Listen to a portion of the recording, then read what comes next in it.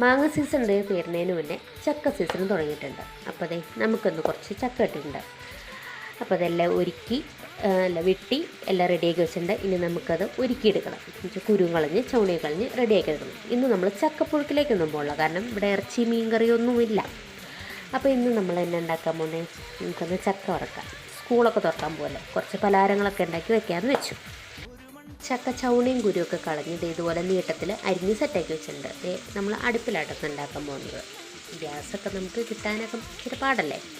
അപ്പോൾ ഇന്ന് വിറകടുപ്പിലുണ്ടാക്കാമെന്ന് വെച്ചു. അപ്പോൾ എണ്ണയൊക്കെ ചൂടാക്കി അതിലേക്ക് കുറച്ച് ഉറച്ചായിട്ടത് ഇട്ട് കൊടുത്തിട്ടുണ്ട്. അപ്പോൾ ഒരു പാകാവാറാകുമ്പോഴത്തേക്കും ഇതുപോലെ എണ്ണയുടെ മേലേക്ക് പൊങ്ങി വരും. അപ്പോൾ ആ സമയത്താണ് നമ്മൾ ഉപ്പ് നീരൊഴിച്ച് കൊടുത്ത് അപ്പോൾ ഈ കിലുകിലൂന്നുള്ള പാകമാകുമ്പോഴത്തേക്കും നമുക്കിത് ഇങ്ങനെയൊന്ന് കോരി ഒരു എണ്ണ പോകാൻ പാത്രമുള്ള ചട്ടിയിലേക്ക് ഇട്ട് കൊടുക്കും. എണ്ണയൊക്കെ ഒന്ന് അത്യാവശ്യം പോയി കഴിയുമ്പോഴത്തേക്കും ഇത് നേരെ ഒരു ന്യൂസ് പേപ്പറിലേക്ക് ഇട്ട് നിരത്തി ഇങ്ങോട്ട് വയ്ക്കുക, നന്നായിട്ട് ചൂടാറാൻ വേണ്ടി.